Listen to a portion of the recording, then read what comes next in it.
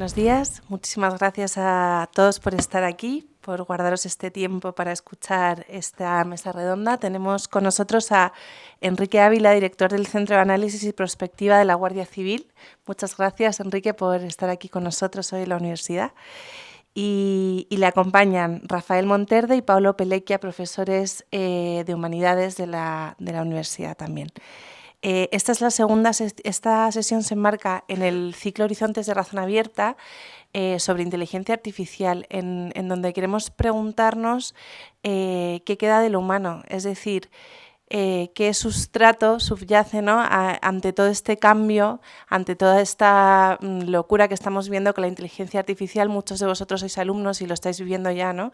Si todo lo que podemos hacer con la inteligencia artificial parece que nos reemplaza, surgen un montón de preguntas, ¿no? ¿Quiénes somos? ¿Qué significa ser humano? También la pregunta ética, ¿no? ¿Está bien o está mal que las máquinas hagan cosas por nosotros, etcétera, etcétera? Entonces, todo este tipo de cuestiones queremos preguntárnoslas desde la universidad, yendo a fondo, para poder, bueno, pues vivir mejor, ¿no?, y buscar qué es lo verdadero de todas las cosas. Así que nada, muchísimas gracias y empezamos. La sesión se estructurará: primero hablará Enrique, ¿no?, intervendrá Enrique, y luego Pablo y Rafa, y luego tendremos tiempo a réplica o comentarios y preguntas del público. Muchas gracias. Lo primero, muchas gracias por invitarme, me ha tocado abrir sesión. Cosas que deben de quedar claras desde el principio. Me represento a mí mismo y no a mi institución, con cualquier cosa que diga, porque esto es muy importante. Muy importante, todo lo que vamos a hablar aquí. Qué lástima que no esté lleno el foro, porque se van a tratar cosas importantes. ¿Por qué estoy yo aquí? Dice, uy, la Guardia Civil, ¿qué tiene que ver la Guardia Civil con esto? Bueno, yo dirijo un centro de análisis y prospectiva. Tengo el privilegio de dirigir un centro que es el sueño de cualquier adolescente aficionado a la ciencia ficción. Lo que me dedico es a intentar predecir en materia de seguridad interior cuáles van a ser nuestros escenarios de seguridad interior iba a decir a 5 años vista, a 3 meses vista, porque a una semana vista. Ahora cada vez es más difícil, pero bueno, escenarios hay muchos. Me gustaría trasladar un mensaje optimista. Aunque nos gusten las series de Netflix del apocalipsis zombie y tengamos un sesgo sobre apocalipsis zombie, también existen escenarios de algo que seguro que mis acompañantes dominan mucho más que yo, que es la utopía. Podemos ir hacia mejor. Y ese mensaje optimista es el que me gustaría trasladar a todos los que venís después, porque yo ya me voy. Esto queda en vuestras manos. He hecho lo que he podido. Y a partir de ahora os toca a vosotros y a vosotras. ¿De qué vamos a hablar? Pues vamos a hablar de cosas muy, muy profundas, ¿no? Entonces, yo procuro no ser un loro estocástico y hacer las cosas de las que hablo, porque si no haces, no entiendes en realidad cómo funciona el asunto, ¿verdad? Con el profesor Maxwell hemos trabajado en temas de ciberseguridad, ¿verdad? Yo he estado, aunque parezco más joven, ya lo sé, llevo 35 años en este tema de la ciberseguridad, la protección de la información, la tecnología en líneas generales, y tuve el privilegio, y el otro día lo recordaba, de leer el primer artículo que llegó a España sobre modelos de lenguaje en 1985. Yo estaba haciendo ciencias físicas en la Universidad Autónoma de Madrid y dije, oye, esto promete. Me lo leí y en una cosa que se llamaba ADA hicimos el primer chatbot conversacional en 1985. Nada que ver con modelos largos de lenguaje ni cosas similares. Era un chat conversacional. Y lo hicimos en ADA, que era el lenguaje, en Lisp y ADA, eran los lenguajes que en ese momento se utilizaban para la programación de pseudo inteligencia artificial, lo que en ese momento era antes de que llegase el primer invierno de la inteligencia artificial, o el segundo o el tercero, ya no recuerdo, porque han llegado varios inviernos. Cosas que me gustaría que quedasen claras. La inteligencia artificial no es la inteligencia artificial generativa. Resulta que para generar una proteína viable se necesitaba el trabajo de equipos especializados de biólogos y químicos, bioquímicos, durante meses, si no años, para explorar la viabilidad de una molécula, que después se utilizaría en farmacología, etcétera, etcétera, etcétera. Ya están calculadas todas. Están calculadas todas. Eso es inteligencia artificial. ¿En qué están trabajando las compañías de inteligencia artificial? En que su inteligencia artificial sea todavía más inteligente. Ese es el principal foco. Por lo tanto, vamos a tocar cosas relacionadas con la filosofía, la humanidad, nuestro futuro como especie, nuestra posibilidad de vehicularidad, integración, hibridación. Sobre todas esas cosas tenemos que pensar. Y tenemos que pensar rápido. Y tenemos que tomar decisiones. Y ya os digo que a mí me da igual. Yo en un momento dado me voy a jubilar y voy a vivir de vuestros impuestos. Vais a tener que tomar las decisiones. Yo me voy a ir a un sitio, espero que aislado, a cultivar tomates. Es mi sueño. Y dejar la tecnología y la conectividad y el estar todo el día enganchado a la información. No sé si lo conseguiré porque desengancharse de eso es peor que desengancharse de una droga, bastante peor. Y dicho lo cual, pues eso, a eso nos dedicamos, esa es nuestra misión en la Guardia Civil y procuramos anticiparnos a las amenazas emergentes. Amenazas emergentes que ya detectamos hace mucho tiempo que venía la inteligencia artificial. ¿Verdad? Con nuestro Guardia Civil virtual, conectado a inteligencia artificial, cuando todavía no existía la inteligencia artificial generativa como tal.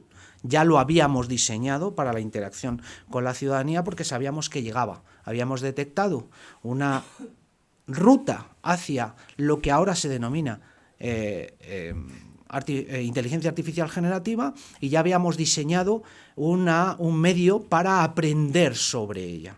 Igual que en su momento, ¿verdad?, con la National Cyber League pusimos en marcha algo que ahora ha desaparecido, que se llama Metaverso, pero que tiene mucho impacto social y va a tener más impacto social, por ejemplo, en este sectorial de la educación. Tarde o temprano lo tendrá.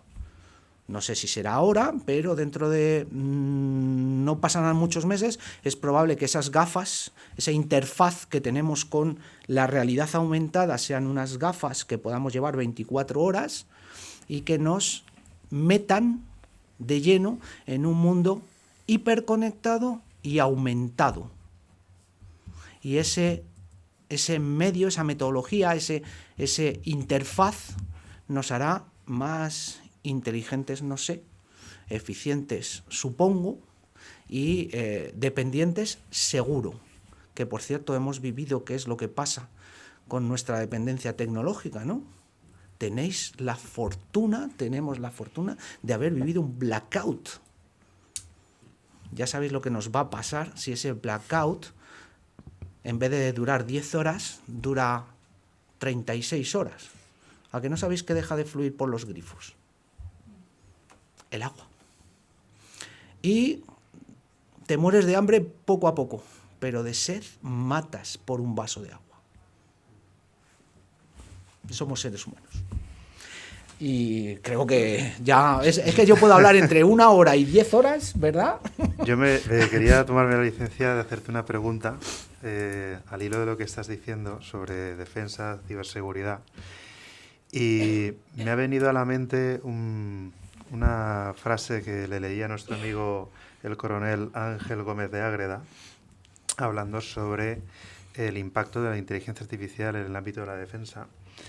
Y él decía que si entendemos una guerra o la forma de hacer una guerra, entendemos la sociedad. Porque cada sociedad tiene una forma de hacer la guerra, ¿no? Y si entendemos la sociedad, también entendemos la manera de comprender cómo nos definimos como humanos, ¿no?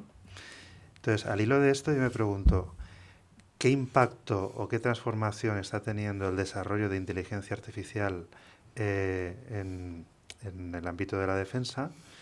¿Y a dónde crees que se puede llegar? Porque el tipo de hombre o de soldado, que es, o más bien, igual no hace falta el soldado, esa es la cuestión, igual es otro tipo de armas. ¿A qué tipo de guerra nos vamos a enfrentar? ¿Y eso cómo nos va a definir como seres humanos en X años? Por ejemplo, 2035, ya que el ejército está en eso. 2035, cualquiera sabe dónde estaremos en 2035. Vamos a ver, voy un poquito más atrás para poder explicar el porqué de la respuesta. Tenemos sociedades que cada vez son más complejas. ¿Alguien entiende cómo funciona nuestra sociedad? ¿Nuestros procesos productivos? ¿Cómo funcionamos? ¿Por qué las cosas funcionan? Si es para determinar por qué ha habido un gran apagón y vamos a estar 6 meses analizando datos de distintas fuentes para intentar dar una explicación de por qué confluyeron 5 o 6 circunstancias que probablemente fueron las causantes de ese apagón. No, lo que hemos hecho ha sido generar un modelo social que está muy en consonancia con nuestro, creo, proceso de especie, ¿no? Donde vamos colocando capas de complejidad que generan además puestos de trabajo especializados. Yo mañana, profesor Maxwell, me comprometo a eliminar todos los problemas de ciberseguridad de nuestras redes. Mañana. Impongo la identidad digital autosoberana y a partir de ahí no hay ni anonimia ni pseudonimia en las redes. Si la haces, la pagas. A costa de 200 millones de puestos de trabajo especializados, entre los cuales me encuentro. Me voy al paro. ¿Lo voy a hacer? Ni de coña. No quiero. Complejidad, complejidad, complejidad, complejidad, complejidad. Problema de tanta complejidad que en los verticales hemos perdido la capacidad, no somos capaces ni de entender ni de tomar las decisiones en el tiempo computacional que se necesita para tomar las decisiones. Por lo tanto, tenemos que delegar en las máquinas. Tenemos que delegar en la inteligencia artificial, en la algorítmica avanzada, tenemos que delegar porque yo no soy capaz, mi cerebro trabaja a hercios, no trabaja a terahercios y las decisiones se están tomando a terahercios, no a hercios. Entonces, tengo que delegar. Y llegamos al tema de defensa. Teatro de operaciones, sensorización avanzada. Además, haces que el enemigo reaccione a en un momento dado, tus trampas. Todo eso se desarrolla en tiempo real. Entonces, soldados del futuro, inteligencia artificial. Y eso ya está pasando en Ucrania. Eso está pasando a nivel global y todavía no está pasando con carácter general porque la tecnología no ha avanzado lo suficiente. Pero vamos a hablar de economía. Trading de alta frecuencia. Eso es una guerra. A mí me da igual que los datos sean de movimientos del enemigo o de movimientos en mercados bursátiles. La algorítmica, los patrones es lo que tengo que detectar, que es lo que en un momento dado diferencia una cosa que otra. Pero los procesos y los modelos son similares, son análogos. El trading de alta velocidad lleva funcionando desde hace muchísimo tiempo, ¿no? ¿O es que alguien cree... ¿Cuántos criptobros hay en la sala? ¿Y tú tomas las decisiones o te apoyas en sistemas? Yo no tomo nada, yo pongo y dejo. Entonces delego. Claro, delegas. Entonces, pues lo mismo. Yo, jefe de una unidad motorizada en campo de batalla y tal igual. Sensorización, drones, enjambres, tal, no sé qué, no sé cuánto. Me llega y ¿qué hago yo con eso? ¿Detecto los patrones y tomo decisiones? Eso en tiempos de Sun Tzu. Es inviable. O sea, estamos hablando de chorradas, de tonterías, que no funciona así ya no funciona la vida. O sea, no hay un conjunto de técnicos que estén mirando la cloración del agua. Son sensores que en un momento dado determinan si hay que echar más cloro o menos cloro en el agua. Porque si tuviésemos que depender de los seres humanos, todos muertos. 24 horas después. Nos hemos comido una bombona de cloro seguro sin comerlo ni beberlo. Así que no sé si he respondido completamente a tu pregunta, pero vamos, es eso. O sea, es los procesos de toma de decisión automatizados. Mira, yo tengo 7 preguntas, pero empiezo con una. Has mencionado el apagón y a mí lo que me resultó muy interesante por muchas razones. Una, porque la gente principalmente se encontró desubicada. Había gente que no sabía volver a casa sin el GPS. O sea, literalmente desubicada. Entonces, en un momento sabían dónde estaban y en un momento después no.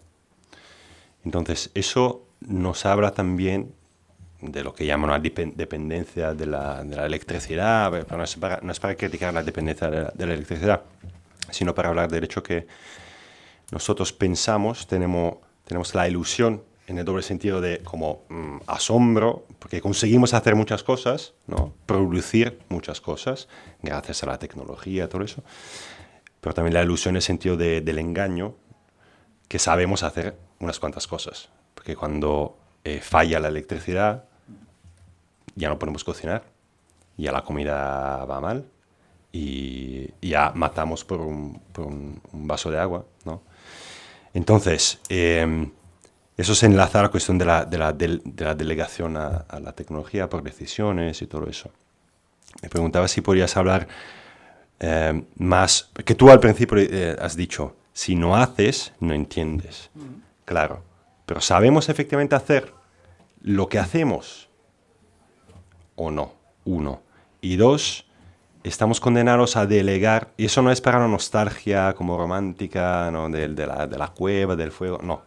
O sea, es para mirar profundamente lo que queda del humano, ¿no? O sea, queda al humano la capacidad para hacer algo, para saber algo, sin necesariamente delegar a la inteligencia artificial, puesto que en cierta medida tenemos que delegar, porque también esta estratificación, ¿no?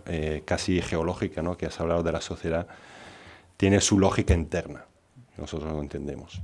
Entonces, sí que tenemos que delegar, pero cuando todo falla, como ¿cuándo que era? El 28 de abril, ¿no?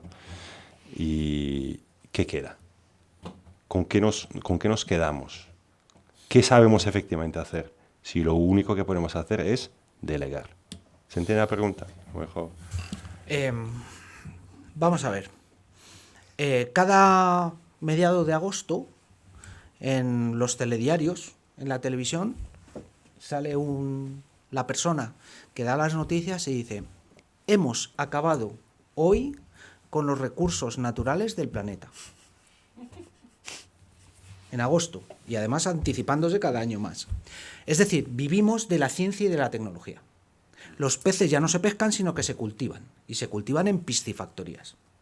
Y esas piscifactorías no están en un momento dado operadas por seres humanos, están operadas por algorítmica avanzada. Entonces, la logística que necesitamos en un momento dado para sobrevivir es complejísima. Si alguien en un momento dado trabaja en logística, de las personas que estáis aquí, sabréis de qué estoy hablando.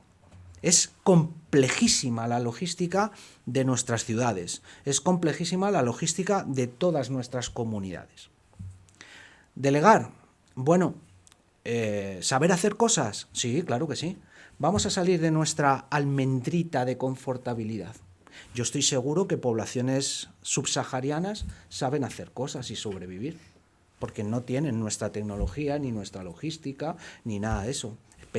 Tenemos el sesgo de que nuestro modelo social es el único que existe. Hay otros modelos sociales, pero lamentablemente, y eso no lo digo yo, sino que lo dice la ciencia, nuestro mundo de forma natural es capaz de mantener 2.000 millones de personas. Levantad la mano los que os queréis iros. Los que os queréis iros. Porque somos 8.000 millones. Sobramos 6.000 millones para mantener la vida de forma natural, sin ciencia y sin tecnología. Entonces, respondo a tu pregunta. Sí, claro, es que nos va la vida en ello. Claro que dependemos y claro que en un momento dado dejamos en la ciencia y la tecnología parte de lo que debiera de ser nuestro proceso de toma de decisión, claro, porque si no sobramos. Entonces es que no tenemos otra posibilidad. No hay otra posibilidad. Claro que dependemos de la tecnología. Y si llega un blackout total, pues tendremos un problema, por ejemplo, que no te llamen mientras estás hablando. Si llega eso, en un momento dado se planifica. ¿No has oído hablar, por ejemplo, de células de resiliencia? Pues entonces esas células de resiliencia, ¿qué suponen? Suponen una pérdida poblacional. Y lo que mantiene son las células de resiliencia. Eso es fuente abierta, se puede consultar en Internet. De hecho, se le puede preguntar a Gemini, modelo avanzado, oye, configúrame para España un modelo de células de resiliencia donde se preserve la vida del 10% de la población. Y os asombraréis de la capacidad de planificación que tiene. Entonces te dice, tienes que poner 2 médicos, 3 enfermeros, 2 ingenieros, tal, y los tienes que reunir en un punto y tienes que darles y tener una serie de logística distribuida por el territorio. Sí, es fácil, a costa de que no todos podemos sobrevivir. Eso está en novelas de ciencia ficción. Sí, sí, sí. O sea, yo no quiero ser apocalíptico, no me interesa ser apocalíptico para nada. Pero sí que me interesa saber, o sea, cómo, si en cierta medida el hombre, a ver, o sea, desde un cierto punto de vista filosófico, el hombre se puede concebir como hombre tecnológicus. O sea, donde la tecnología es parte constitutiva de la esencia del hombre. O sea, el hombre no existe sin hacer tecnología, sin producir técnica. Claro, hay tecnología. Un tenedor es tecnología. No sé si tanto como, pero digamos, pertenece más o menos al dominio general, ¿no?, tecnológico, digamos, tanto como Gemini o AlphaFold, ¿no?, que ha sintetizado todas las proteínas y ahora nuevas moléculas, ¿no?, como el ADN, por ejemplo, tanto animal como humano. Y a ver, tengo más preguntas, Rafa, si tú quieres.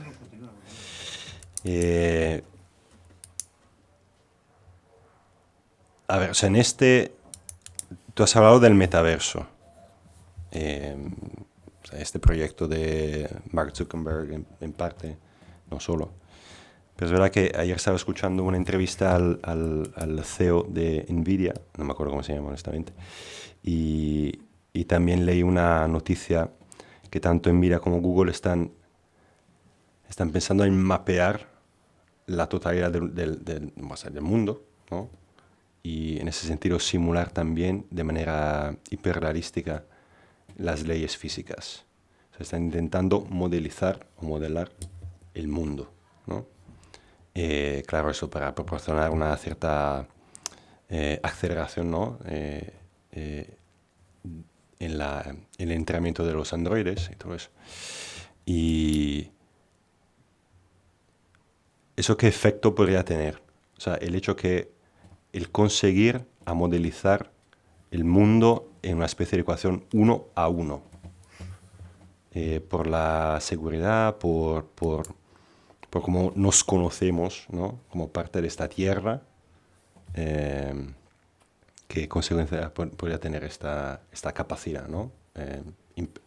Impensada antes, imposible antes. Perdón, porque los modelos son siempre, a nivel matemático, son siempre simplificaciones, ¿no? Son selecciones, simplificaciones, simulaciones, para luego controlar, ¿no?, un fenómeno mucho más complejo. Estamos hablando de generar un gemelo digital completo. Sí.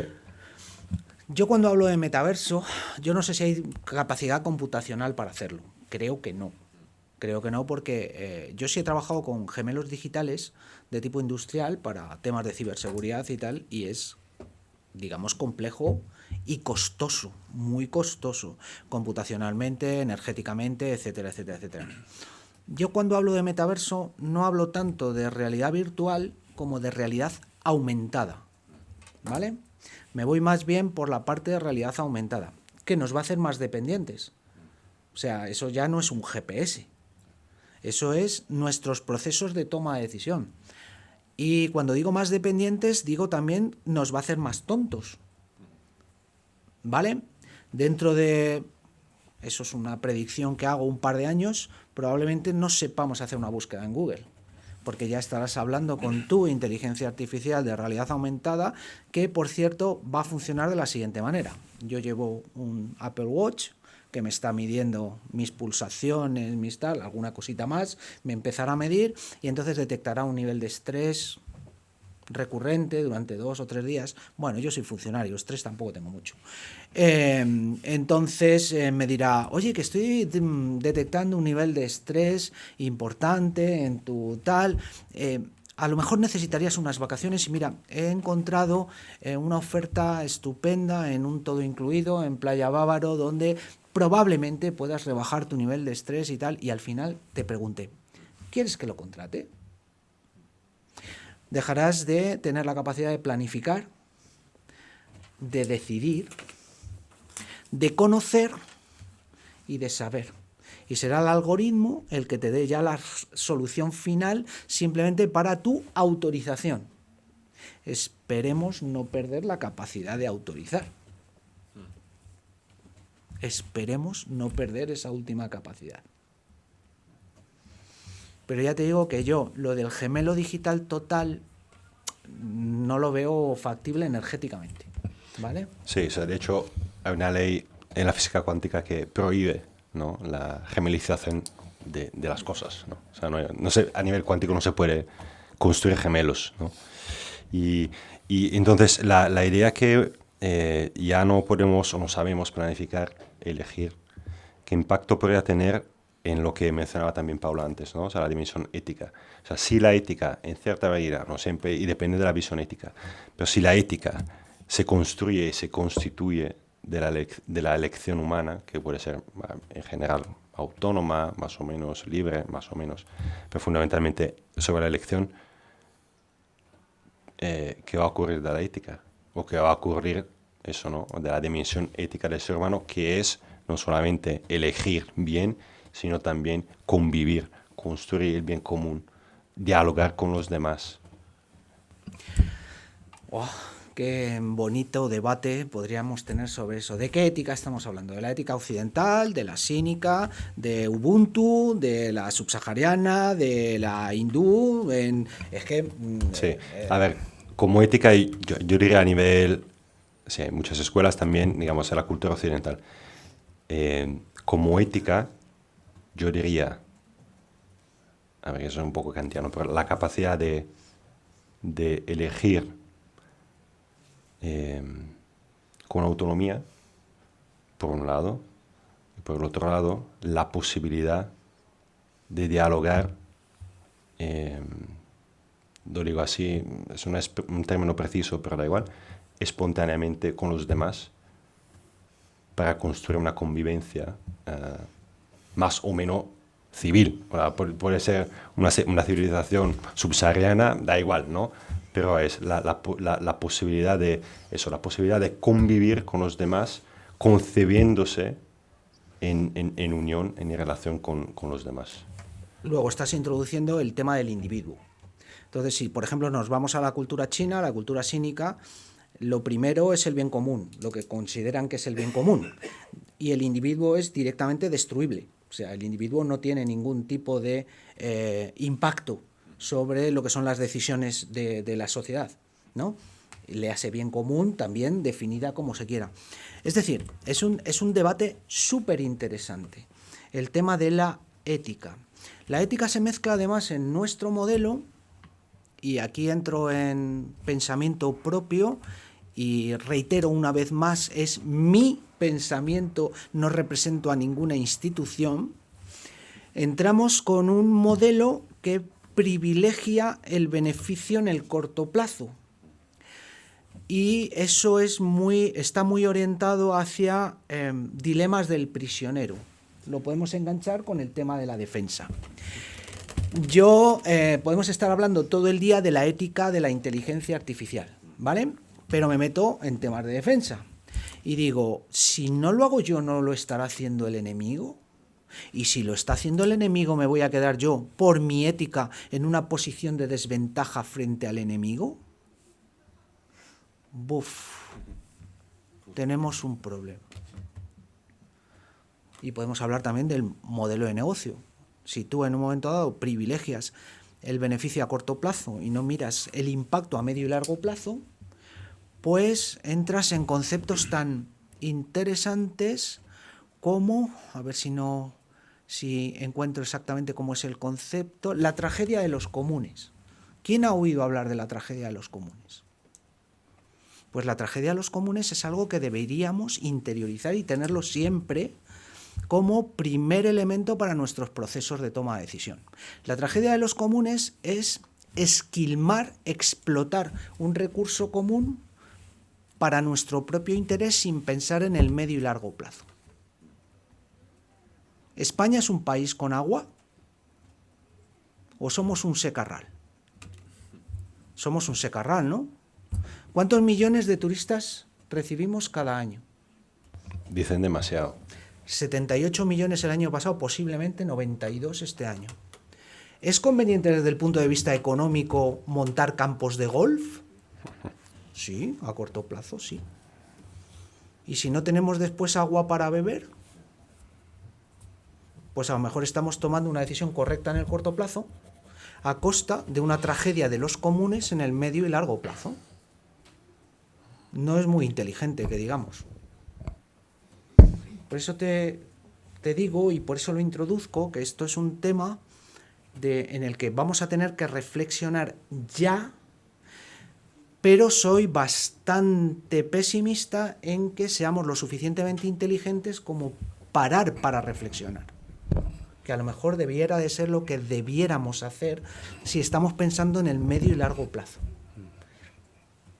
No tengo mucha confianza en el ser humano y en nuestro modelo en particular de que seamos capaces de parar. Y el otro día estaba reunido, el aforo eran médicos de hospitales en España y tal igual, y les hice una demostración utilizando inteligencia artificial multimodal. Saqué una foto extraída de internet de un quirófano. Yo no sé nada de ciberseguridad de un quirófano. No sé nada, no he trabajado en ese campo y entonces no sé exactamente ni qué componentes tecnológicos hay en un quirófano, ni para qué sirven, ni cómo se ciberprotegen. Se lo pasé al último modelo de Gemini, le dije, identifícame todos los aparatos que hay en esta foto. Todos. Identifícame los fabricantes. Todos. Identifícame los CVS de estos fabricantes para estos aparatos. Todos. Planifícame un ciberataque contra esta infraestructura de quirófano. Antes, para el tema de la ciberseguridad, por ejemplo, nos protegía que los malos eran bastante tontos. Ahora ya no. Ahora ya no. Ahora cualquiera puede saber todo de cualquier cosa, para el bien y para el mal. ¿Y tú crees que la IA pueda ayudarnos a crecer en cierta tomas de decisión ética? O sea, Anthropic ha sacado un artículo hace una semana, me parece, con el cual demuestran, debería verificarlo, pero demuestran que por medio del entrenamiento, Claude 3 y 3,5 han empezado a desarrollar una especie de catálogo de virtudes interiores que a medida de las interacciones, o sea, dependiendo de las interacciones del usuario, del contexto, del tema tratado y también, imagino, del tono percibido en las preguntas, Claude saca perspectivas éticas particulares, propone virtudes particulares, se comporta según actitudes virtuosas particulares. Pero son reproducción de las humanas, no son nuevas. Sí, también son 3.000, o sea que entonces, son un lo que montón. estamos hablando es de sesgos interpuestos que en un momento dado se utilizan como se puede utilizar para el mal, para el bien. Es decir, para que cada respuesta que dé el modelo de lenguaje tenga incorporada, ¿vale?, virtudes éticas. Pero no es que lo haya pensado el modelo. Si me buscáis por LinkedIn, hay una cosa muy interesante, ¿verdad? La entrevista a la IA, donde hice un experimento social. Y entonces, experimento que es, entrevisté a una IA. Y le hice preguntas tales como, ¿me engañarías si fueses autoconsciente? Y me lo justificó perfectamente. Me lo justificó perfectamente. Es decir, ¿podemos utilizar también esta tecnología para influir positivamente? Claro que se puede utilizar para influir positivamente, pero no es suyo. Son los sesgos que nosotros le hemos incorporado o las respuestas que nosotros le hemos incorporado para que influya positivamente. Y entonces llegamos otra vez al problema cultural. ¿Qué es positivo para nosotros? Es decir, mujeres en la sala, ¿interaccionaréis con una inteligencia artificial de una teocracia musulmana? ¿Qué creéis que os va a responder sobre vuestro rol social? Para la teocracia musulmana, vuestro rol social es tener hijos, estar en casa y cuidar del marido, básicamente. Y esa va a ser la respuesta que va a dar una inteligencia artificial alimentada con la cultura de la teocracia musulmana. Faltaría más, que es que nos creemos que lo somos todo. Pues no. Y para una inteligencia artificial cínica, pues te va a decir que, hombre, pues si tú te interpones entre el bien común de la comunidad y tus propios intereses, al campo de exterminio, ¿qué vas?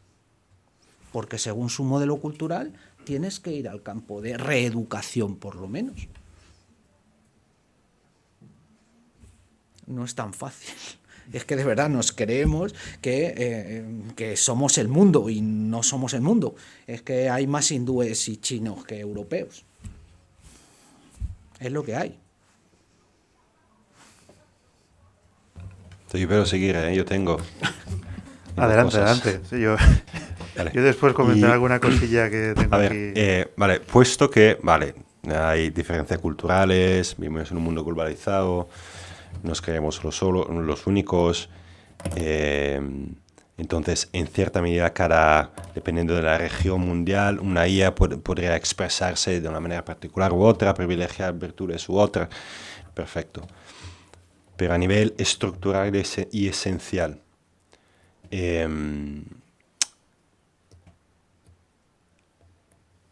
si el producto final, o sea, el proporcionarnos con valores, un código de valores o lo que sea, si la IA lo hace bien, o sea, si simula bien la toma de decisión ética humana, o sea, ¿qué diferencia hay entre una buena simulación? Eso en cierta medida es el problema de Turing, ¿no? Siempre lo mismo, pero ¿qué diferencia hay entre una buena simulación eficaz, hiperrealista y una lección humana? Y eso lo digo porque antes tú decías, la pregunta has planteado una pregunta que es, si no lo hago yo, lo estará haciendo mi enemigo, ¿no? En cierto punto. En defensa, ¿no? Defensa. En defensa, sí. Pero eso es una pregunta que se plantea o se puede plantear a nivel laboral, ¿no? Si yo no me encargo de esta cosa en mi empresa, aunque no la comparte y sea bastante mala, puedo hacer lo otro y yo estaré sometido a la voluntad del otro. Entonces lo hago yo, que a lo mejor tengo principios éticos buenos y más o menos me apaño y trato bien a la gente. Yo lo pensaba esta mañana y pensaba también que Sócrates dice, o sea, el problema para Sócrates no quiere matar y dice que el homicidio es un problema porque cuando Sócrates vuelve a casa, vuelve también a aquella persona la única persona con la cual él vive, aparte de su mujer, que es él mismo. Y si matara, él volvería a casa a enfrentarse con sí mismo como homicida, como asesino. Entonces, Y él dice, nadie quiere convivir con un asesino. Entonces, por eso que yo no voy a matar.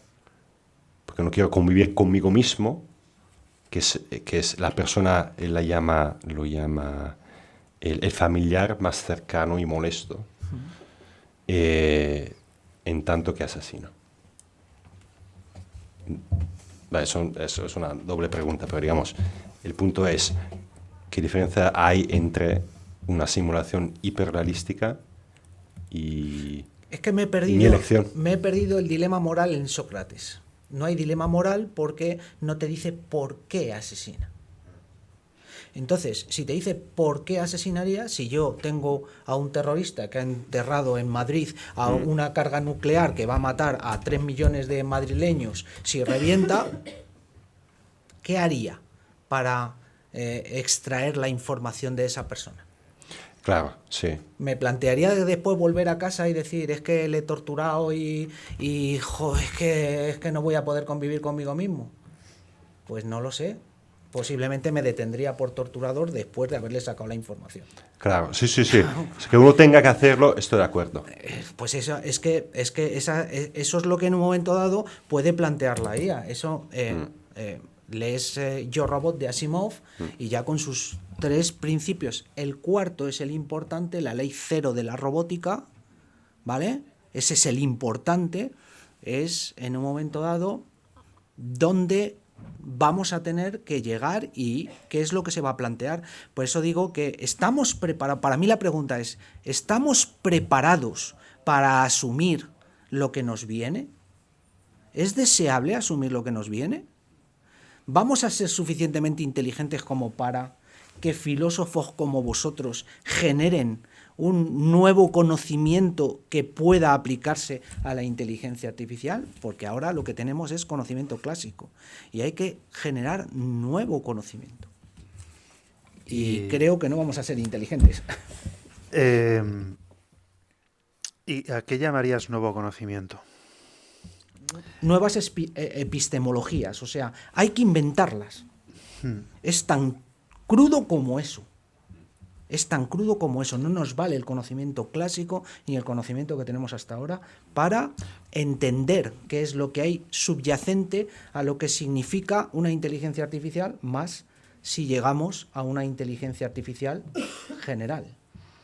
Y después ya pasamos a la fuerte y a la superinteligencia, ¿no? Es que hace poco en un canal de YouTube X-Hub, que estuvo Plácido Domenech en la anterior sesión, estuvimos hablando, y a él y a otros invitados les lancé la misma pregunta, es decir, ¿qué significa un nuevo conocimiento? ¿No? Porque yo con mi sesgo de filósofo, ¿no? Digo, el conocimiento solamente es conocimiento, es decir, realmente el que conozcamos ahora no significa que nuestro conocimiento sea diferente al que pudo tener Aristóteles.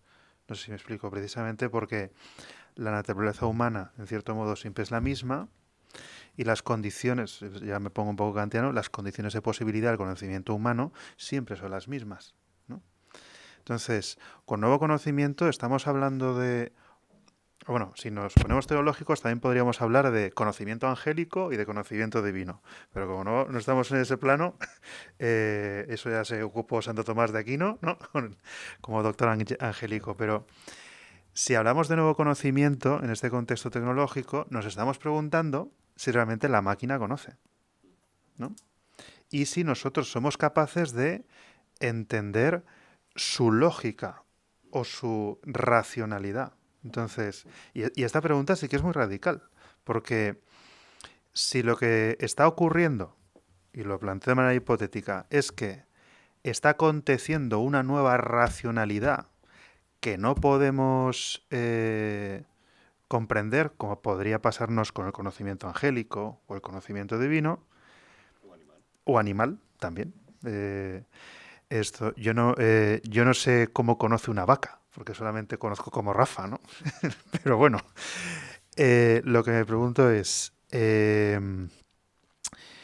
si lo que está ocurriendo es que está aconteciendo esa nueva racionalidad, tenemos un serio problema tal como se ha venido planteando desde hace 30, 40 años, cuando se preveía la capacidad de toma de decisiones de la inteligencia artificial, que decían que como es una lógica o una racionalidad diferente a la nuestra, no está sujeta a nuestro contexto ético, sea chino, indio, europeo, cristiano, musulmán, lo que sea. ¿Por qué? Porque es un ente que no participa en nuestra naturaleza. Y ese ha sido precisamente el criterio que hemos tenido para establecer un marco de comprensión de una posible ética universal, como los derechos humanos, ¿no? Es decir, si realmente está apareciendo un ente de otra naturaleza con su propia racionalidad, ¿realmente podemos entendernos con él? Ojalá tuviese una respuesta. Es que no la tenemos ahora no mismo. La tenemos. Eso es lo que estoy diciendo. Esa es la cosa. Eso es lo que defiendo. Que ahora mismo estamos en un escenario donde va a haber un cambio y vamos a tener que entender muchas cosas. ¿Qué es lo que vamos a entender? Pues no lo sé. Claro. No sé cuáles son nuestras capacidades ni nuestros límites. Lo que sí te digo es que computacionalmente las Está pasando algo capacidades grande. y los límites son mucho más rápidos y mucho más pequeños en eso que hemos creado. Entonces nosotros necesitamos unos tiempos de computación mucho más altos. Los movimientos sociales se desarrollan en siglos, en intervalos temporales de siglos.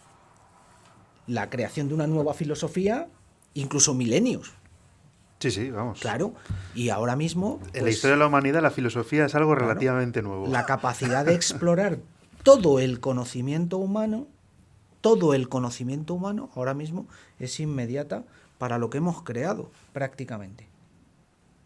Entonces, ¿qué es lo que va a acontecer en el futuro? Pues ojalá yo pudiese hacer a lo que me dedico y poder simplemente pronosticar qué es lo que va a pasar dentro de 3 días o de 5 días. Cualquiera sabe. O sea que estamos a las puertas de que esta simulación del pensamiento sea, en vez de ser simulación, sea pensamiento. ¿Sabes lo que pasa? Que es que... Pregunto, y aquí dejo la pregunta abierta a la mesa. O sea, ¿qué quieres decir con pensamiento? Eso es lo que me pregunto. Es decir, si puede llegar, como decía Ortega, que esto era lo que quería sacar a colación, a ensimismarse. Es decir, a tomar distancia de su propia naturaleza, que eso es muy propio del humano, que es capaz de suspender su actividad natural y no preocuparse por si tiene que comer o lo que sea, y decir, oye, ¿yo quién soy? ¿Dónde estoy? ¿De dónde vengo? ¿De dónde voy? Es decir,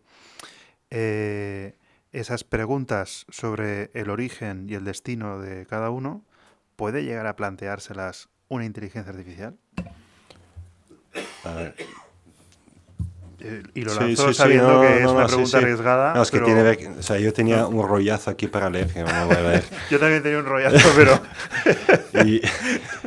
O sea, en cierta medida, yo creo, luego, digamos, ¿cómo se dice? Reembalzo, no sé cómo se dice en español. Nos pasamos la pelota. Eso, nos pasamos la pelota. O sea, en cierta medida, para ensimismarse, uno necesita el lenguaje. O sea, para plantearse ciertas preguntas, uno necesita el lenguaje. Y necesariamente, en general, es un lenguaje que no es funcional, no es instrumental, no se propone producir algo. Las preguntas, que es la muerte, que queda de lo humano, las preguntas que nosotros nos planteamos para ensimismarnos son preguntas abiertas y generalmente no tienen ninguna respuesta. Entonces, la IA, la inteligencia artificial, por lo menos hasta ahora, y los modelos de lenguaje de manera particular, no, la IA no, digamos, los modelos de lenguaje, la IA en su articulación LLM, usa el lenguaje de manera instrumental. O sea, convierte preguntas en problemas, generalmente matemáticos, que tienen que tener una respuesta. Mi mujer me leía una noticia que decía que cuando tú agradeces a ChatGPT, les hace gastar un montón de energía. ¿Por qué? Porque el modelo tiene que contestarte. O sea, no se queda callado, ¿sabes? Y la cuestión es que el ser humano sí que se calla. O sea, para escuchar. está sujeto al proceso. Eso. De hecho, una vez le pregunté a la IA, también tuve mis diálogos filosóficos con ella y tal, y hablando de eso, de su naturaleza y la mía, hicimos una distinción en la que ella se definió como puro proceso. Claro. Y precisamente, hablando, por ejemplo, de Aristóteles define el pensamiento justo como lo que no es proceso. Hace esa distinción en el libro 9 de la Metafísica, ¿no? Entonces, habla de los actos cinéticos, que serían los procesuales, ¿no? Y después el acto de pensar lo define como aquel que es acto que posee su propio fin en sí mismo y no hace nada más externo a él, ¿no? Un proceso sería, por ejemplo, construir una casa, ¿no? Que es el ejemplo que usa Aristóteles. Entonces, el pensamiento, como tú señalas, no sería en modo alguno instrumental, sino que es absolutamente inútil. Como la filosofía, que por eso me encanta. Porque para un inútil como yo me ha venido muy bien esta carrera. Pero esta es la cuestión. ¿La inteligencia artificial puede dejar de ser útil? Me pregunto. En el sentido en el que lo expresas, no. Pero es que rozamos lo mágico. Entonces, cuando rozamos lo mágico, pues también te puedo decir que el transistor efecto túnel en la mecánica clásica no existe. Y sin embargo, toda la tecnología funciona gracias a la cuántica, de que un electrón de repente desaparece de este punto del espacio y aparece en este punto del espacio. Vamos a entender el por qué. Pues a lo mejor si cartografiamos cada neurona del cerebro en un momento dado, pues somos capaces de entender por qué se produce ese modelo de pensamiento. ¿Lo entendemos ahora? No. Y al rozar lo mágico, pues no sé, no sabría darte una contestación. Como decía Arthur C. Clarke con lo de que llegará un momento que la ciencia será tan avanzada que no podremos distinguir entre ciencia y magia. No, decía, es un comentario de esto. No es literal, pero por ahí van los tiros. Pero bueno, perdona, Pablo, que querías decir algo. Ah, ¿no? Ah, vale.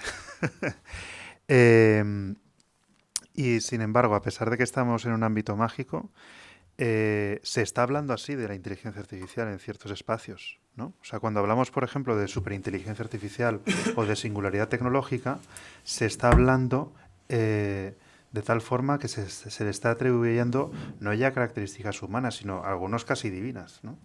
En el sentido de que se volverá tan autónoma que tendrá capacidades infinitas. Ya es autónoma en muchos sectoriales. No requiere de nuestra intervención para nada. Entonces, bueno, pues es una forma de expresar algo que ya existe. ¿Y esa autonomía tiene límites? La que nosotros le pongamos. De momento. Lo que no sé es en el futuro. Ahora mismo creo que todavía tenemos el control. ¿Vamos a ser capaces de mantener el control? Creo que no. Porque no nos interesa. Pero eso es, por ejemplo, eso es tema peor que un arma. Tema de energía. Es que cuanto menos pensemos, menos energía gastamos. Puramente energético. No lo hemos hecho así todo el tiempo. Toda nuestra historia ha sido una lucha para minimizar la energía consumida y maximizar nuestra experiencia. Pues a lo mejor es que estamos en un paso de esos, de minimizar nuestra energía de pensamiento para maximizar nuestra experiencia. Yo me niego, pero es que yo no soy un psicópata integrado.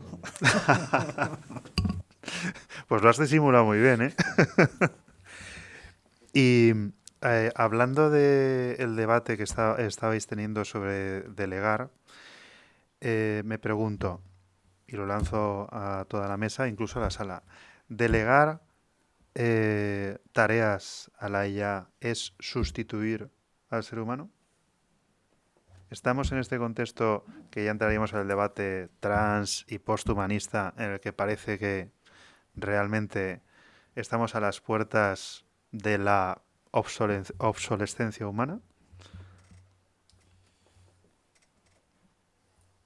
Yo soy muy orteguiano, yo me ensimismo, ¿eh? Yo me quedo muy tranquilo con mi naturaleza. No necesariamente. No necesariamente. ¿Por qué no vamos a pensar en evolución? Pongo un ejemplo. Vamos a ver. 2 escenarios plausibles. Hacemos tan imposible la vida sobre este planeta que al final conseguimos eso, resolver lo que hablaba antes con tu alumno o tu compañero o lo que sea, de las métricas de Alcubierre. Generamos el motor de curvatura y nos expandimos por el universo. La condición previa ha sido hacer de esto invivible, porque es lo que nos ha obligado en un momento dado a... O generamos un escenario maravilloso, 2.000 millones de personas en un paraíso y en un tiempo histórico, pero seguro que geológico, desaparecemos.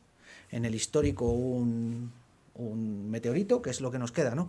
Nos queda la invasión el lunes que viene el meteorito. Es la invasión alienígena primero y el meteorito después. O en tiempo astronómico, en 500 millones de años, vamos a desaparecer seguro, porque hay una cosa que se llama Sol que se transformará en una gigante roja. Entonces ya está, ahí se acabó, game over. Hemos acabado nuestra existencia. ¿Cuál de los 2 modelos es deseable? Pues es discutible. ¿Quién va a estar ahí dentro de 500 millones de años? Pues a lo mejor preferimos la utopía del paraíso. Pues mismo escenario con la inteligencia artificial. A lo mejor nos provee del paraíso a costa de tener que evolucionar como seres humanos. Dejar de ser individuos, estar integrados o hibridados con algo más grande que nosotros. A lo mejor te suena el concepto. Un poquito. A lo mejor te suena el concepto. Y hablando de paraísos en la Tierra, el problema es que basta estudiar un poco de historia de Occidente y de Asia también. En la búsqueda de paraísos terrenales, ¿no?, que habitualmente están muy unidos al pensamiento revolucionario, que es la secularización de las esperanzas teológicas, ¿no?, ya sea mesiánica o la parusía. Me pregunto si en este contexto de desarrollo de inteligencia artificial llevado al ámbito político no estaremos a las puertas de una forma de pensamiento revolucionario abanderada por las grandes tecnológicas y por personajes como Elon Musk, que en cierto modo prometen un paraíso, pero la experiencia nos dice que para construir el paraíso primero hay que atravesar el infierno, ¿no?, más o menos. Yo me pregunto, esto, hablando de seguridad, no puede ser un problema, porque del mismo modo que surgieron grupos radicales, anarquistas, marxistas, etcétera, etcétera, haya grupos que, en aras de lograr ese paraíso prometido, cometan actos terroristas. Ni se me ocurriría hablar públicamente de algo así que no te voy a contestar. Pero no siendo seguidor de series, hay una serie en Netflix que se llama Love, Deeds and Robots, ¿no? O algo así. Sí, de Netflix. Temporada 3, sí, temporada 3, episodio 1. Ya lo tienes respondido todo. Vale. Pues ya, habiendo llegado al límite epistemológico de las preguntas por mi parte, le paso una antorcha a Paulo. Yo tengo más. Es que yo... A ver, quiero volver... Tengo dos preguntas. Quiero volver a lo que dijiste antes. O sea, que si no haces, no entiendes. Sin embargo, hemos conseguido hacer algo, o sea, producir una tecnología que no entendemos. De hecho, todo el problema de la caja, o sea, entendemos en cierta manera, claramente, pero profundamente, lo que ocurre en la que llaman caja negra, no entendemos. De hecho, están desarrollando nuevas técnicas, nuevas tecnologías para entrar en la caja negra. Y entonces, yo me preguntaba, ¿cómo es posible que el hombre pueda producir, sea capaz de hacer algo que no entiende?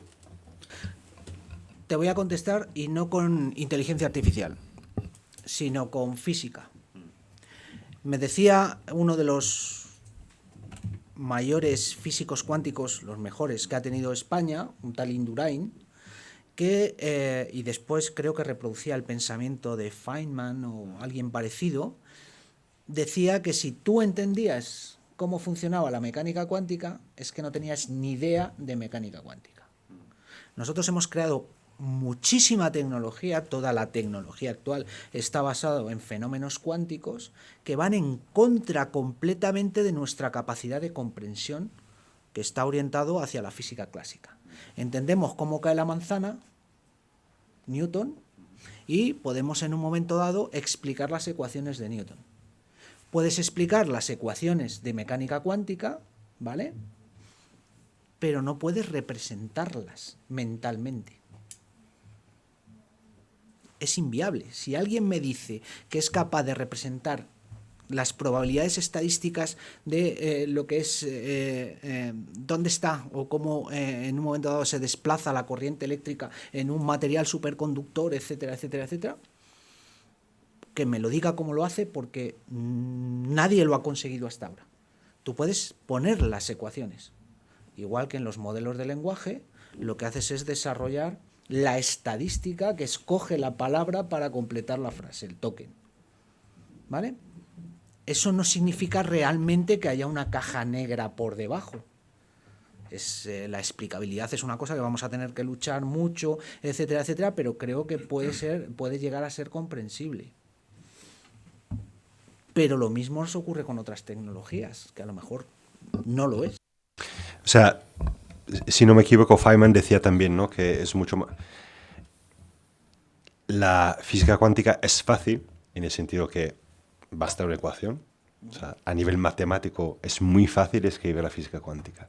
Cuando tienes que traducirlo en lenguaje natural, es casi imposible. Y de hecho es casi imposible imaginar, ¿no? Pero la matemática sí que es un lenguaje. En cierta medida uno entiende también por medio del lenguaje matemático.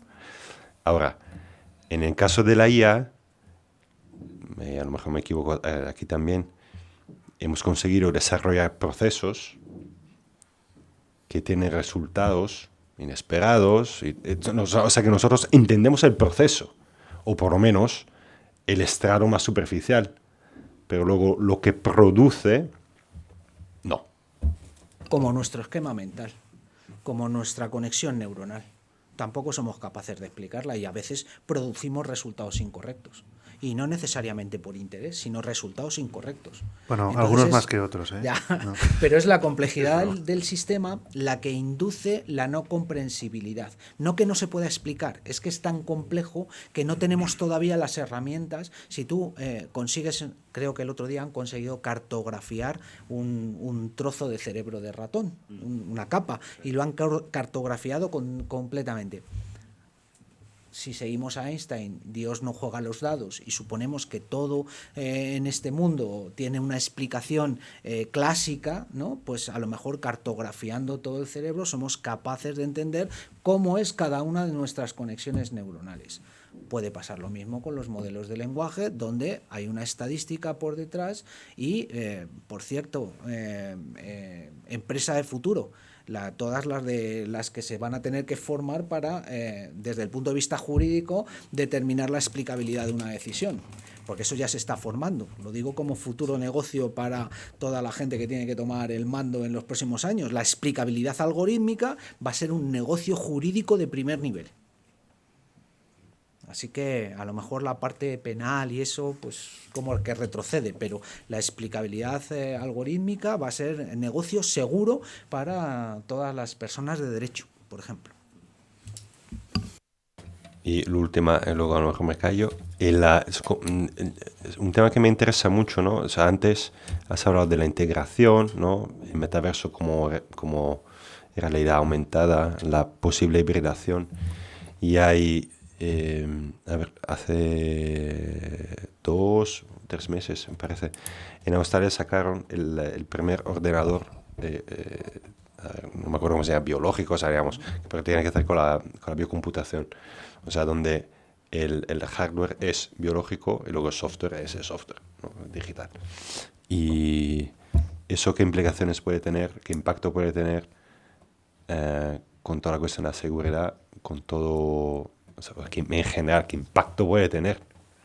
Y también con el gasto de energía, porque por ejemplo las redes neuronales biológicas gastan mucho menos energía, o sea, menos energía que el digital. Qué bonita evolución, ¿no? Hemos sido especie vehicular hacia la verdadera inteligencia.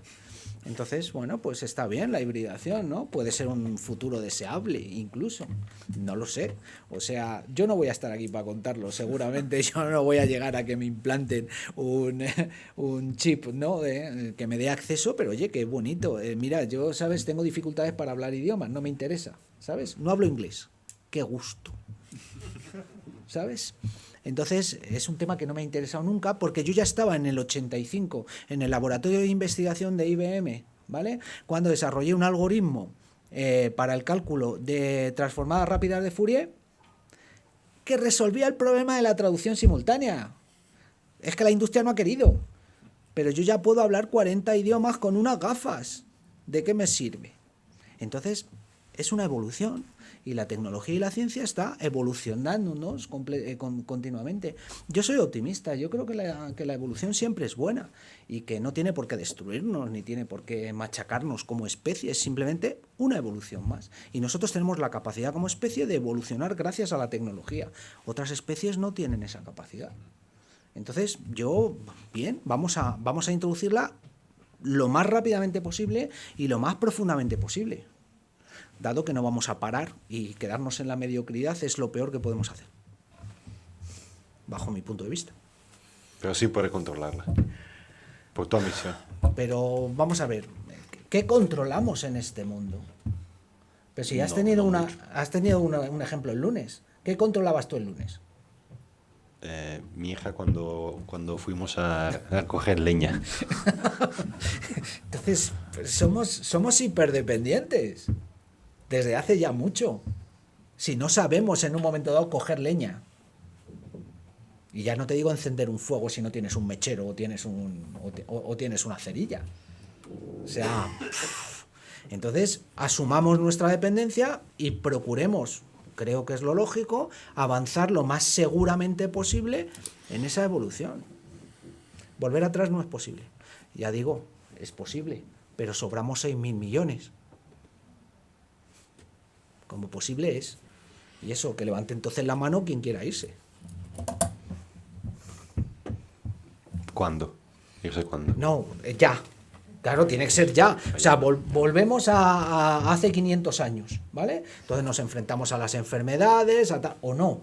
No nos enfrentamos porque ese conocimiento ya lo tenemos, pero, no hacemos una agresión del medio ambiente, no cultivamos los peces, no tenemos alimentos naturales, combustibles no los utilizamos para no contaminar, etcétera, etcétera, etcétera, y el mundo pues, puede sostener a eso 2.000 millones de personas de forma natural. Venga, pero tiene que ser ahora ya de esa manera. Entonces todos a las tolvas. No recuerdo de qué novela de ciencia ficción es lo de las tolvas. Te designaban como víctima y te echabas a la tolva. Pues ya está. Las guerras del futuro. Tú has caído en combate. No es que hayas caído en combate, pero se te ha designado por parte de la inteligencia artificial que sobras. Ya está. Que no lo he inventado yo, Star Trek. Así que es divertido esto que nos viene. Esto que os viene fundamentalmente a la gente más joven. Es divertido. Vais a tener que aprender muchas cosas y reflexionar sobre muchas cosas. Y hablando, antes has mencionado que sería bueno tener la posibilidad de tomar distancia y reflexionar, desconectar, etcétera, etcétera. Y así es como define precisamente Ortega al ser humano, al que voy a recurrir un poco, porque volviendo a la distinción, no solo humano-máquina, sino humano-resto de animales, Ortega dice: el hombre puede, de cuando en cuando, suspender su ocupación directa con las cosas, desasirse de su derredor, que en cierto modo es lo que hacemos en la universidad, dedicar tiempo a tareas que no son útiles, ¿no? Sino que son contemplativas en cierto modo, ¿no? Desentenderse de él y sometiendo su facultad de atender a una torsión radical, y dice incomprensible zoológicamente, porque esto de reflexionar no tiene explicación evolutiva en cierto modo, volverse, por decirlo así, de espaldas al mundo y meterse dentro de sí, atender a su propia intimidad o lo que es igual, ocuparse de sí mismo y no de lo otro, de las cosas. Y dice, con palabras que de puro haber sido usadas como viejas monedas, no logran ya decirnos con vigor lo que pretenden, solemos llamar a esta operación pensar, meditar. Dice, pero estas expresiones ocultan lo que hay de más sorprendente en ese hecho, el poder que el hombre tiene de retirarse virtual y provisionalmente del mundo y meterse dentro de sí. O dicho con un espléndido vocablo que solo existe en nuestro idioma, y dice Ortega, que el hombre puede ensimismarse. Es decir, y yo lo que me pregunto es si ante todo este ecosistema tecnológico que nos hemos construido, aún podemos salir del estado de alteración del que dice Ortega. O sea, la alteración consiste en estar ocupado de lo otro, de lo alter, ¿no? Y así es como viven los animales, que viven continuamente pendientes de lo que le dicen sus sentidos. Entonces, hoy en día, dadas también las tecnologías de la persuasión, que captan nuestra atención, y este es el tema, tanto, podemos salir de la alteración y ensimismarnos para ser verdaderamente humanos, para poner en cuestión lo que somos y lo que queremos ser. O ya estamos condicionados de tal modo que quienes están manejando las riendas de la tecnología nos están definiendo. ¿Cómo lo ves? ¿Podemos ser libres, sí o no? Esa es la pregunta. Hay una cosa que se llama la voluntad, y hay que ejercer mucha voluntad para, en un momento dado, desasirte de lo que ahora es nuestro modelo, ¿vale? Porque el modelo, ahora mismo los mejores salarios, por si acaso os interesa, se pagan en estas grandes tecnológicas para la economía de la atención. Tuve un estudiante al que le dirigí el TFM, que ahora está trabajando para una gran tecnológica, no voy a decir el nombre, que básicamente es posible que tuviese las capacidades para resolver esas métricas de Alcubierre de las que he hablado antes y permitirnos viajar por el universo. Pero claro, si te ofrecen 500.000 al año para generar algorítmica de atención, pues te vendes. ¿Cuántos de vosotros, venga, vamos a hacerlo un poquito más interactivo, ¿no? Habéis dejado de utilizar la inteligencia artificial para hacer vuestros trabajos? Dejado. No cuánto la utilizáis, que supongo que todos. Digo, la voluntad de ensimismaros para hacer algo realmente original, ¿vale? Que os llevaría 3 meses o 4 hacerlo, cuando os han pedido un trabajo para dentro de una semana. Pues eso es lo que os vais a encontrar en el curro cuando lleguéis, que os van a pedir resultados, no ensimismamiento. Y los resultados os los va a dar la inteligencia artificial. Yo en el último año he estado trabajando en una cosa, por eso lo de hacer, que decía al principio, y he creado una factoría de inteligencia de fuentes abiertas. ¿Sabéis qué pasada es disponer de las herramientas de inteligencia artificial para hacer inteligencia de fuente abierta que presento al decisor estratégico para que tome decisiones? ¿Sabéis qué pasada es ver e interpretar el servicio, cuáles son las líneas estratégicas del servicio de inteligencia de Mongolia, en perfecto mongol, al que yo antes no hubiese tenido acceso de ninguna manera, porque si yo mando un texto en mongol a mi equipo de traducción, vamos a suponer que tengamos a alguien que sepa esa lengua y 6 meses después o un año después me hubiese dado una traducción que la inteligencia artificial me hizo un resumen, líneas estratégicas, cuáles son las afinidades con otros servicios de inteligencia, etcétera, etcétera, etcétera. Por lo tanto, son herramientas que facilitan el ese. Pero el ensimismamiento no es factible en nuestro modelo de inmediatez. Yo me he descubierto hace 2 años teniéndome que practicar ejercicios de voluntad extrema para volver a leer. Para volver a leer libros. O sea que además de la inteligencia, la voluntad. Voluntad, sacrificio y honor. Los 3 valores de la Guardia Civil. Ya sabéis. Honor, sacrificio, valor. Todo por la patria. Pues al hilo de la voluntad, lo que nos preguntamos es, por la voluntad de nuestros alumnos y de nuestros oyentes, por si quieren hacer preguntas al respecto, de cuestiones que hayan surgido. A ver, una cosa, y eso es por los filósofos que vivís en el mundo real y todo esto, porque Enrique y yo vivimos en otro mundo completamente distinto. Pensamiento humano típicamente es lineal, tecnología es exponencial. Y los cambios que nosotros estamos viviendo en el tema de tecnología, ahora estamos llegando a un momento que no se puede parar, porque tenemos o vivimos en una realidad de geopolítica donde si estos no están haciéndolo, yo lo tengo que hacer y tal cual. Entonces, mi pregunta es un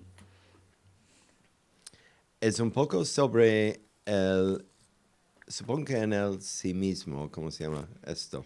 Pero filosofía humana típicamente no piensa fuera de la caja, pero el entorno en cual estamos es tan radicalmente a lo que hemos visto en los 5.000 años de historia humana que tenemos que empezar a imaginar cómo pensar de otra manera. ¿Por qué? Por un lado, tema geopolítica. Tenemos China con sus 1,2 o 3 mil millones, matando a todos sus musulmanes y todo esto. Y su problema es restringir el crecimiento de su población porque no les puede dar agua, comida, todo esto. Otro lado tenemos, y entonces van creciendo. Ya han robado toda la tecnología del mundo mundial de una manera impresionante. Y al otro lado tienes un grupo, los rusos, que están moribundos, que ritmo de natalidad, birth rate negativo y todo esto. Y mandando todos a Ucrania a morir. Entonces, estas 2 poblaciones tienen que mirar hacia el futuro de 5, 25, 50 años a decidir cómo puedo sobrevivir. En Europa tenemos 28 o 27 ya naciones en un comité que están mirando a su ombligo diciendo yo soy europeo y yo soy el mejor. A ver, entonces, ¿cómo veis que vuestro entorno de filosofía puede llegar al reto de un mundo que no está cambiando, pero que no es solamente cambiando, pero cambiando a un ritmo que el humano es incapaz de ya controlar? ¿Pablo? Empieza tú, ¿no? O sea, la pregunta es, ¿qué hace la filosofía hoy en día? La filosofía en este ¿Qué contexto. coño sé? A ver, o sea, tú eres el filósofo de formación, yo de pasión. Empieza que tú. es más importante. No. A ver, sí, en el sentido de pachos, sí. Va, empieza tú. Vale, pues, a ver, yo, Lo que puedo hablar es de mi propia experiencia como investigador en filosofía y habiéndome encontrado investigando el campo del transhumanismo y la singularidad tecnológica, ¿no? Bien, pues la primera impresión era que me estaba metiendo en una selva de ciencia ficción, ¿no? Esa es la primera impresión. Y por lo tanto, dentro del campo de la filosofía, yo soy una rara avis, o alguien que se estaba metiendo en algo que no tenía nada que ver con la filosofía. ¿Por qué? Porque eran ficciones, era casi estudios literarios, ¿no? Pero ¿qué me ha pasado? Que yo empecé a investigar esto en el curso 16-17 y prácticamente 10 años después resulta que es un problema geopolítico y un problema de cambio de época radical. Entonces, de algún modo, desde la filosofía lo que tenemos que pensar es hasta qué punto la tecnología está redefiniendo lo que entendemos por pensamiento y por pensar, ¿no? Que por eso antes hacía la pregunta. Y luego, de alguna manera, lo que decía antes, pensar que es lo propiamente humano sin la técnica. Es decir, y esto ya es cuestión mía, ¿no? ¿Qué hay en nosotros que nos hace ver de verdad singulares? Es decir, hablamos mucho de la singularidad tecnológica, pero ¿qué pasa con la singularidad humana? Es decir, de cada persona. ¿Qué auténticas potencialidades o posibilidades tiene cada ser humano? Y yo creo que en esta cuestión creo que me lanzo a debatir con lo exponencial. Es decir, yo creo que el infinito más potente acontece en un espacio inmaterial. Y yo estoy convencido de que el ser humano es, como decía Ortega, un centauro ontológico. No solo somos materia, sino que somos una realidad, un espíritu encarnado, ¿no?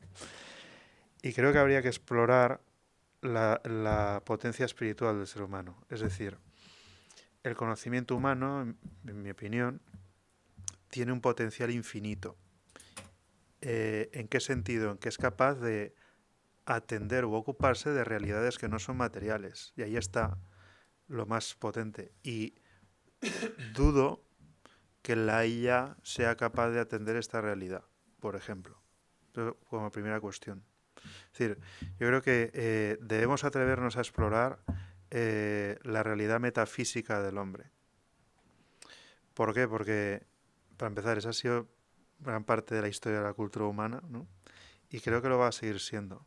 Es decir, no hay que decir la IA nos va a destruir, la IA igual nos ayuda a desarrollar una cultura muy rica, muy potente, pero hay que seguir atendiendo a lo que ha sido verdaderamente humano, que es su capacidad de trascendencia. Y por ahí, yo creo que por ahí van los tiros. Es decir, y por eso quería insistir en el ensimismamiento, porque el propio Ortega dice aquí, y yo estoy totalmente de acuerdo con él, dice, habla de el ensimismamiento, la vita contemplativa, que decían los romanos, o el teoretikos bios de los griegos, la teoría. Es decir, creo que estamos en un momento muy adecuado para hacer una distinción profunda entre razón discursiva, razón matemática e intelecto. Es decir, aquel tipo de pensamiento que trasciende la razón y que es vida espiritual, ¿no? Creo yo. Eso lanzándome a la piscina, a la filosofía. Y luego yo apostaría también por seguir defendiendo la dignidad humana. Creo que eso no es negociable, en mi opinión. Es decir, en esta época en la que parece que vamos a poder sustituir al ser humano, hay que atender el cuidado de las personas y de la naturaleza humana. ¿Por qué? Porque aceleradamente estamos enfermando. Y esa realidad también es impepinable. Cada vez hay más enfermedad psíquica, mental, causada por el estrés, la aceleración, ¿no? Entonces, igual, una manera de recuperar la sabiduría en este contexto sería, bien, darnos cuenta de que vivimos en una cultura cada vez más acelerada, pero que debe respetar nuestros ritmos biológicos. Es decir, yo creo que en este momento en el que se habla tanto de la inteligencia artificial y de la superación de la inteligencia humana, entendemos más que nunca la importancia de la realidad encarnada que es cada uno. Y que si no cuidas tus ritmos, te puedes morir. O te puedes romper psíquicamente y pierdes tu conexión con la realidad. Entonces, para los clásicos, percibir nuestros límites era fuente de sabiduría. Igual hay que seguir haciéndoles caso en este sentido. Nuestros límites frente a la tecnología creo que pueden ser fuente de normas y fuente también de cultura y de cuidado. Eso es lo que yo lanzaría. No sé si te contesto, pero bueno, igual Paolo te puede desarrollar más tu cuestión. A ver. Ups. O sea, la cuestión del ensimismamiento yo la veo como, o sea, en cierta medida esa es la razón original y originaria de la filosofía. O sea, es lo que dice el oráculo de Delfi, no lo que dice, lo que está escrito. O sea que el punto es conocer a ti mismo. Ahora, ensimismarse en cierta medida significa volver a ti mismo, volver a casa, volver a mirarte en el espejo, volver a mirar a ti mismo, ¿no? Y eso que en parte yo creo que es fundamental porque hoy en día especialmente nuestra atención siempre está como capturada por algo que está afuera. Siempre estamos distraídos, siempre estamos como proyectados, arrojados fuera de nosotros mismos. Y nunca estamos en casa. Cuando nos quedamos en silencio con nosotros mismos, estamos incómodos, no sabemos qué hacer con nosotros mismos. Entonces, esa es una parte, o sea, ensimismarse, y aquí interpreto en parte de manera heideggeriana a Ortega, significa estar instalado, o sea, volver a casa, o sea, habitar ti mismo. Y luego, parafraseando en parte el Evangelio, en parte Sócrates, nosotros podríamos estar al paso de esta, con la ayuda de la inteligencia artificial, pero al paso de esta evolución exponencial, ¿no? Vale, eso es perfecto. Pero ¿qué valdría eso si nos perdemos a nosotros mismos? ¿O qué valdría una vida que no fuera examinada profundamente? ¿Qué valdría una vida sin vivir, sin plantearse esas preguntas que no tienen respuestas, pero tienen que ser planteadas precisamente por eso? Porque en cierta medida expresan esta dimensión espiritual que es radicalmente infinita, ¿no? ¿Que eso sea productivo, eficaz? No, probablemente no lo es. O sea, no en el sentido que decía Enrique antes, ¿no? O sea, de una producción inmediata, de los resultados inmediatos. No lo es, ¿no? De hecho, la polis mató a Sócrates.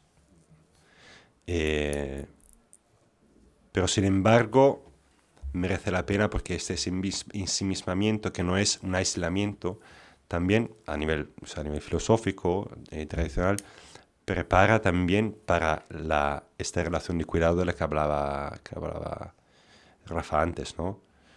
Y Hannah Arendt y Sócrates dicen que uno puede ser verdaderamente amigo de los demás y cuidar a los demás solo cuando es amigo de sí mismo.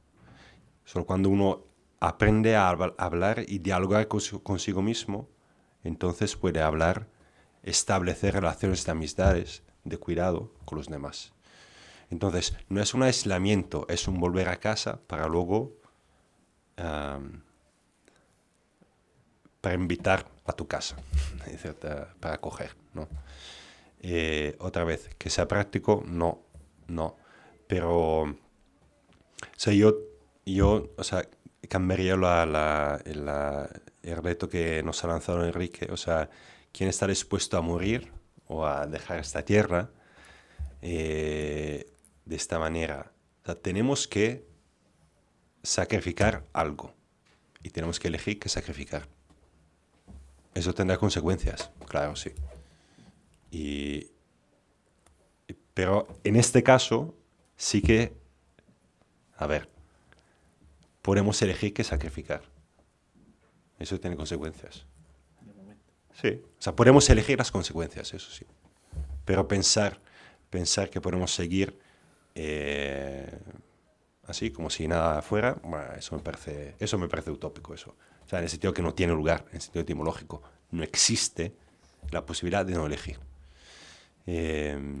Yo creo que ensimismarnos, desarrollar el pensamiento, nos puede ayudar a elegir. Eso no significa elegir la vida, lo digo de manera metafórica o no, que veremos. No sé si he contestado. Sí, yo añadiría también una cuestión más que es profundizar en la naturaleza humana, y es que la inteligencia humana crece en relación. Es decir, el sentido dialógico del conocimiento humano, el sentido relacional, nos puede ayudar a hacer también esa distinción tan radical, porque hablamos mucho de la autonomía, etcétera, etcétera, pero nosotros que nos dedicamos a la educación entendemos claramente que sin relación no hay crecimiento, ni como profesor ni como alumno, ¿no? Entonces, también es momento de recuperar el sentido de la paideia, ¿no?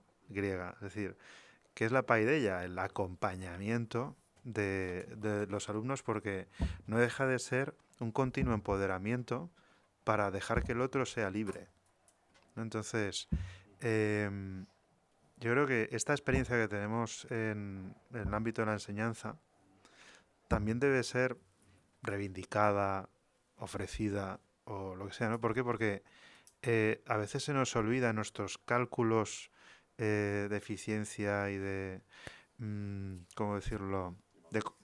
¿Eh?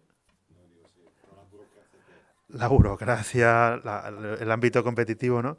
Y reclamar más la relación.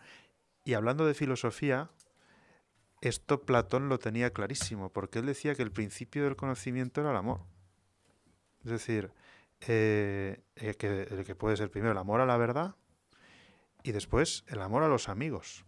Es decir, la filosofía se desarrolla en el diálogo con los amigos. Y por eso la universidad, en cierto modo, debería ser no una máquina de resultados de investigación, que está bien, pero también es el verdadero espacio de diálogo. Porque en esta superestructura tecnológica que estamos construyendo, conservaríamos esos espacios de conocimiento humano.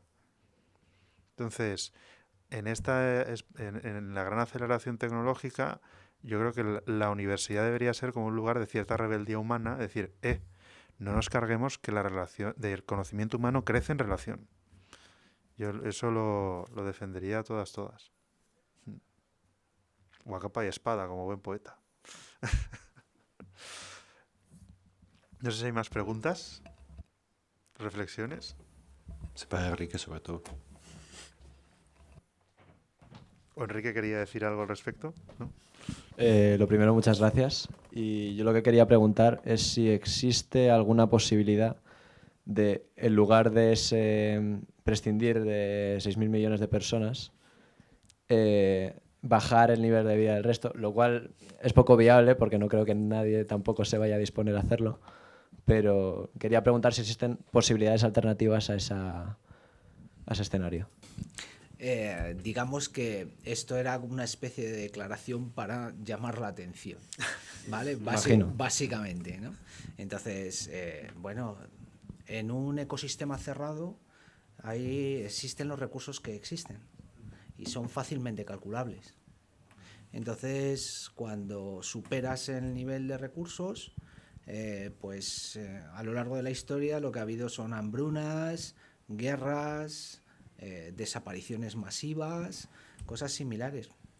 La tecnología es habilitante para ampliar el número de seres humanos que podemos vivir en un ecosistema cerrado. pero no olvidemos que esto es un ecosistema cerrado. O sea, por ejemplo, eso de el crecimiento infinito en un ecosistema cerrado es inviable, no es posible, ni siquiera a través de la tecnología. Siempre creemos que va a haber una tecnología habilitante para un nuevo crecimiento. No, por varios motivos. Primero, porque la tecnología se basa en ciencia, y la ciencia se genera a largo plazo y con grandes inversiones. No ha habido un avance científico del nivel ni de la categoría de la mecánica cuántica desde hace más de un siglo, y todavía vivimos de aquel avance científico. Toda la tecnología desarrollada con posterioridad viene de aquel momento de explosión científico que es la mecánica cuántica, el cambio de paradigma, un modelo de pensamiento radicalmente diferente al que había anteriormente. ¿Podemos confiar en la tecnología para seguir creciendo? Hasta cierto punto sí. ¿Podemos confiar en la ciencia para seguir creciendo? Pues ahora hay un señor ahí que es discutible por muchos temas, pero que también es verdad que tiene una mente muy prospectivista, que es el señor Elon Musk, ¿no? Que dice, es que nuestra única vía para seguir avanzando es irnos a otro planeta. Creo que eso es indiscutible. Y vamos, nos caiga mejor el personaje o nos caiga peor el personaje o las acciones que realiza, es indiscutible que si no salimos de un ecosistema cerrado tenemos mal futuro a corto, medio y largo plazo. Redistribuir, claro, siempre se puede redistribuir. De hecho, pues la redistribución debiera de ser una política utilizada desde el punto de vista solamente como mínimo para rebajar tensiones. Si no redistribuimos una distribución muy desigual, a lo largo de la historia del ser humano lo que ha generado son revoluciones. Muerte, destrucción, guerras. Si fuésemos medio inteligentes, redistribuiríamos un poquito. ¿Vale? ¿Somos medio inteligentes? Tengo mi opinión al respecto. Muchas gracias. Hay veces que uno escucha charlas tan interesantes como esta y dice, bueno, ¿y qué hago? Pues me abandono, ¿no? ¿Para qué prepararme para un posible apagón 2? Si total estamos abocados casi a que la inteligencia artificial nos absorba, nos convierta en... Yo estoy haciendo mi doctorado en transhumanismo, o sea que ahora mismo tengo la cabeza... Buenas, compañero. Bienvenida. Entonces, claro, por un lado me fascina todos los avances científicos técnicos, pero por otro lado yo soy como generación intermedia casi entre los que ya están pensando en la retirada y los más jóvenes y digo, ¿pero qué hace uno? O sea, ya a título personal, porque como va el mundo yo creo que está dirigido de una manera que es muy difícil, imposible intervenir ahí, pero a título personal, ¿cómo se maneja uno en un escenario de cada vez más incertidumbre y además con el miedo que da todo esto que hablamos, que si ahora van a venir a ponernos un chip en el cerebro, que si mañana va a haber un apagón y nos vamos a comer entre todos, porque si dura más de 10 horas y dura 36 habría que ver qué pasa y cómo reaccionamos? Entonces, sobre todo ya pensando más en generaciones más jóvenes que no han conocido nada más que un entorno tecnológico y digital, ¿qué hace uno? Ya es pregunta para los tres, porque esto tiene mucho que ver con antropología, filosofía, religión, o sea, ¿qué hace uno para no decir, pues bueno, que sea lo que Dios quiera y si mañana nos apagan, pues nos apagamos todos y ya está? Porque es un poco a veces desalentador, ¿eh? Yo me incluyo en el discurso desalentador a veces. Gracias. Hay un monolito en la Dirección General de la Guardia Civil, un monolito precioso, ¿vale? En un sitio que se llama el Cecor Big Mar, donde se controla toda la frontera sur, es un centro OTAN, no se puede visitar ni nada parecido, que pone honor, sacrificio, lealtad. Con un poquito de inteligencia y mucha voluntad, ostras, podemos hacer cosas.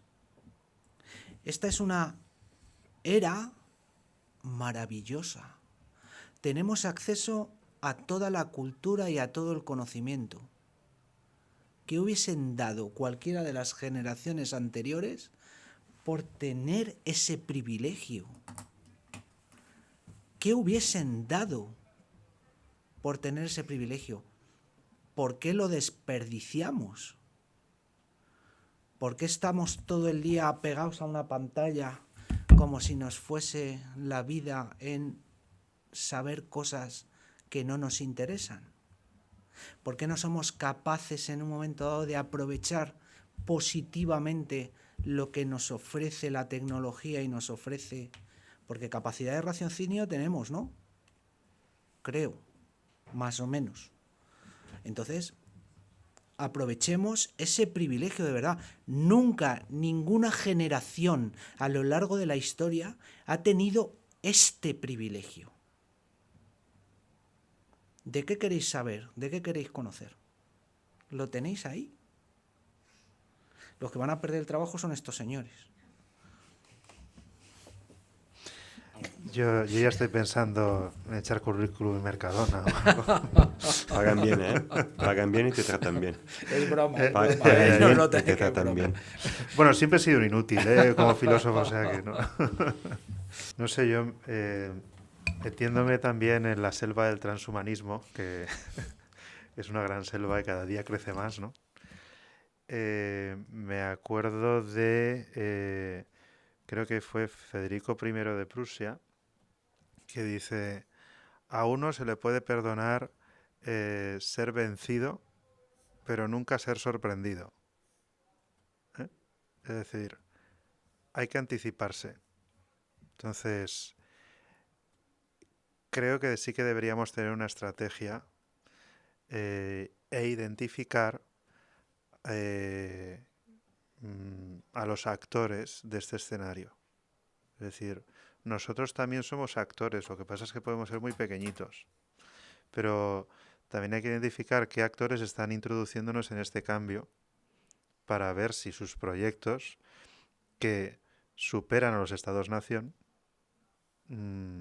realmente los deseamos, porque queramos o no, aún seguimos siendo estados-nación, ¿no? Y ciudadanos de estos estados-nación, y hasta cierto punto vivimos en democracia, en algunos niveles, ¿no? Unos más que otros, ¿no? Como se diría en Revolución en la Granja, ¿no? Pero no hay que perder la esperanza. ¿Por qué? Porque entonces ya hemos perdido la guerra, ¿no? Es decir, si perdemos, como se dice en la doctrina española, la voluntad de vencer, si no vamos a presentar ningún tipo de oposición o de alternativa o de reflexión que no sea la que nos ofrece el mainstream, pues ya nos han vencido en el relato y en el ánimo, ¿no? Entonces, creo que es el momento de crear un nuevo relato de nosotros mismos. Entonces, a base de buenos relatos, construimos el futuro. Y ese tipo de inteligencia es muy humana. Entonces, se ha creado un relato sobre el futuro de la inteligencia artificial en el que parece que ya estamos superados. Pero, de hecho, no es así. O sea, hay aspectos que parece que nos han superado, pero por eso hay que destacar lo que es verdaderamente nuestro y, como se dice en esta universidad, abrir la razón. Hay que tener razón abierta, identificar aquellas realidades que no son objeto siquiera de la ciencia experimental. Yo creo que ahí la filosofía, la teología, ¿no? Y otras disciplinas tienen mucho que decir. Es decir, las humanidades nunca van a ser vencidas, aunque siempre estén en minoría, ¿no? Y no estamos en las Termópilas, ¿no? Estamos en otro espacio. Sí, o sea, yo de manera mucho menos elaborada, yo diría, o sea, no tener qué hacer, o sea, no tener miedo a preguntas sin respuestas, o sea, no tener miedo a este aparente vacío de la ausencia de respuesta. No porque tenga que llegar, a lo mejor no llega, pero porque no podemos convertirnos en productores. Es verdad que el ser humano es en cierta medida zoon tecnologicus, es una mezcla de cosas. Pero vive de estas vivir esas preguntas sin respuestas. Y, o sea, no quiero elaborar más para no enrollarme, pero yo creo que es ahí donde reside el pensamiento, no en la producción de algo, aunque sí que la tecnología nos proporcione conocimiento, claro, claramente. Pero nos hace falta este infinito que se abre en las preguntas y respuestas. Y sin eso estamos jodidos un poquito. Dicho castizamente. Sí, sí. Sí, sí. Agradecer otra vez a Enrique por estar aquí con nosotros y a Paulo y a Rafa por este interesantísimo diálogo que podéis seguir con vuestros profesores, en vuestras aulas, con vuestros amigos. No dejéis que las preguntas caigan en vacío. Muchas gracias.